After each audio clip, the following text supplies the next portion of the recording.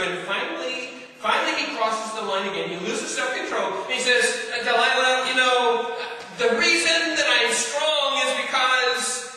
And God says, if you cut my hair, I would lose all my strength. Now, I want you to notice that Samson began letting go of his control, his self-control, little by little, until finally, you know, the very last thing that he had in his sort of contract with God, he said, oh, you know, it doesn't make any difference. I will still be strong. And guess what? She wakes him up. And is he strong anymore? He's not strong anymore. And you remember what the Philistines did? They took him, he was weak as a baby, they put his eyes out, and they made him captive. They put him in prison. So I want you to notice something. His loss of self-control, number one, made him lose what he was most proud of, which was his strength. And when we give up self-control, we begin losing our strength with God and the way God would use us in life. Samson is no longer able to defeat the Philistines. He's just weak. And Samson loses his eyesight. But he had been losing his eyesight all along because he forgot the things that God had shown him and was going blind again. And we can do that. We can fail to say, God, I've read your word, I've got the knowledge of your word, but I don't see it. I don't see it for me, and so I'm going to forget what you said. We were told this. And then he took a prison for home. When we refuse to believe wants us to have self-control, we will lose the home for us, we will lose our strength that he has for us, we will lose sight of his word, and we will lose all those things. Now, sometimes, you know, people say, well, you know what, I'm just not a disciplined person. I have no self-control. Listen to me. You will never rise above what you believe. And if you tell yourself you have no discipline, that's exactly what you put in practice into your life. And plus, you call God a liar. Notice what Paul writes to Timothy, 2 Timothy chapter 1, verse 7. He says, for God did not give us a spirit of timidity, but a spirit of, what's the word? Power, and a spirit of love, and a spirit of self-control, or self-discipline. In other words, God says, I have given you the gift and the spirit of self-discipline. He's told us that one of the gifts of the Holy Spirit gives us this gift, that serves out love, joy, peace, long-suffering, patience, goodness. The very last one, somebody want to guess what it is?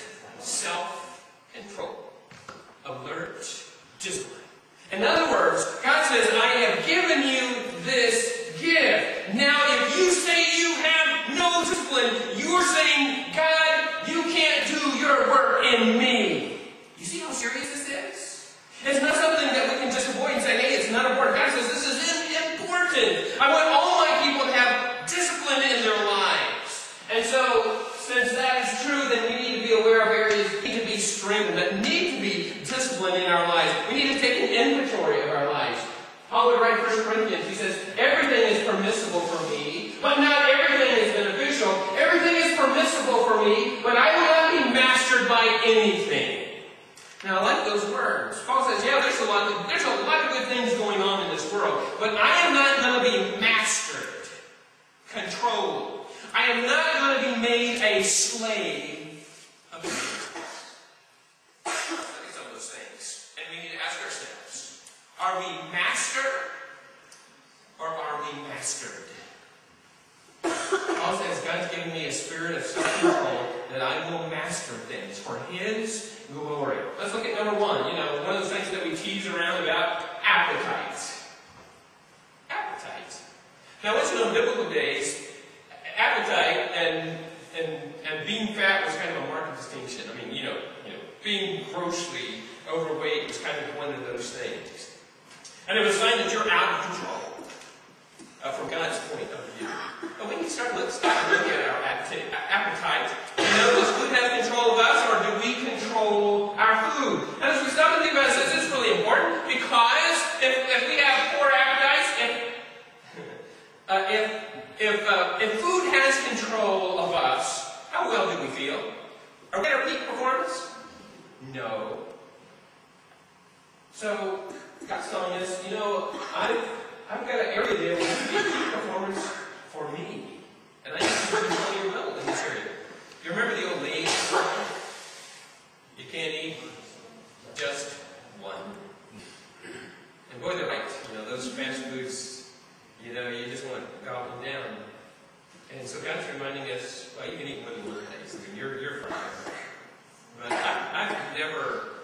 never sit down and eat a whole bag of potato chips, because then it was I didn't feel good after doing it.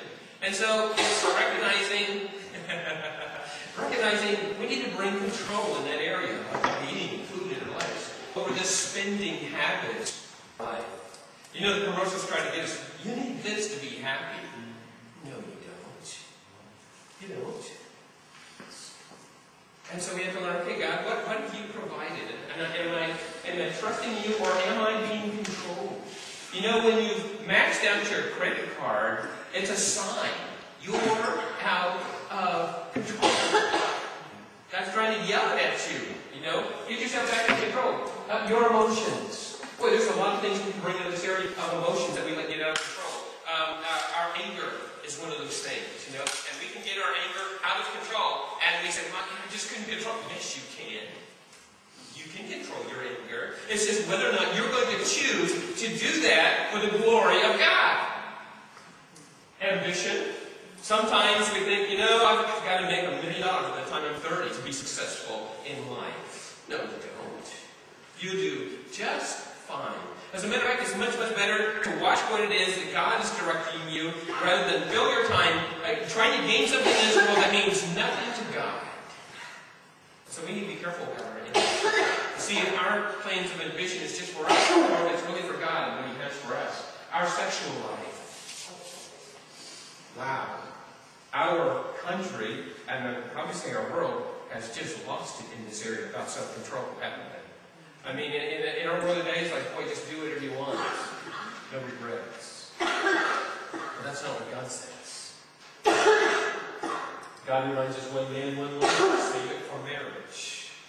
That's what He says. Self-control. So are we going to believe what God says in that area?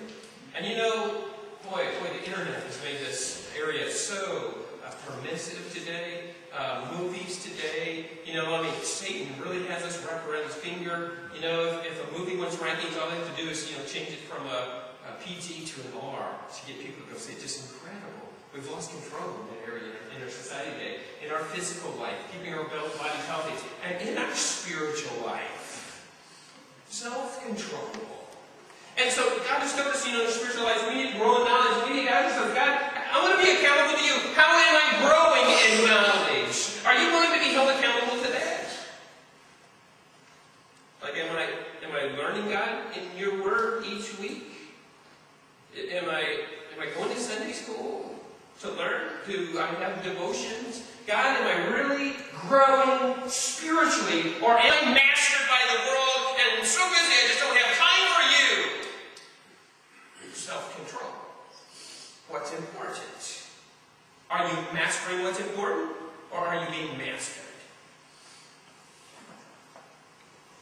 And then the last thing, have a workout plan for your spiritual life. You know that Marshmallow test? It's interesting, they write how these kids respond. Let me read it to you. Footage of these experiments, which were conducted over several years, is poignant as the kids struggle to delay gratification for just a little bit longer. Some, okay, so you notice these are little nursery kids, and they're trying to have self-control. Some cover their eyes with their hands or turn around so they can't see the tray. Now that's good. I mean, they are learning how to do it. They say, no, I'm going to be tempted. Look at it. Others start kicking the desk, tug on their pigtails, or stroke the marshmallow as if it were a tiny stuffed animal. Can't you just see that, you know? Oh, poor little marshmallow. One child, a boy, with neatly parted hair, looks carefully around the room to make sure that nobody can see him. Then he picks up, in this particular case, it was an Oreo. Delicately twisted apart. He licks off the white cream filling before returning the cookie to the tray. A satisfied look on his face.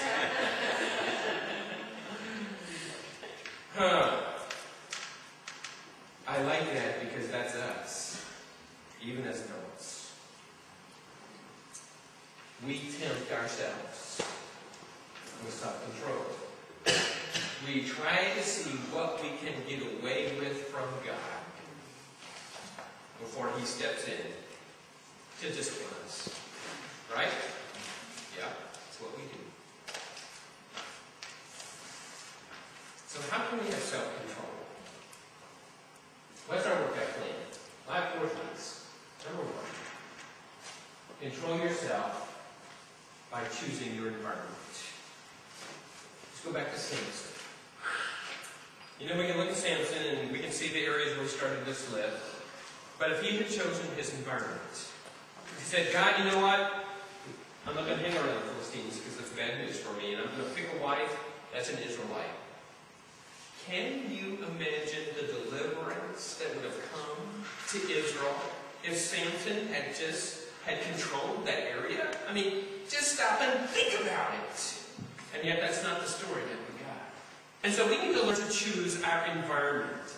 If you have come from an environment where you've been exposed to drugs and you are using drugs, don't go around people that have drugs. That's choosing your environment. Just say, no, that's not for me. It's not what God has appointed for me. If you have been exposed to drinking and don't go to the bars anymore. Don't even say, you know what, I think I'm over it now. I'm going to go try it out. Don't go there, okay? That's saying, I know what happens to me. I'm going to issue self-control. I'm going to have discipline in my life to please God. And so you don't go there. You control the environment. Don't go to places that tempt problems that you have.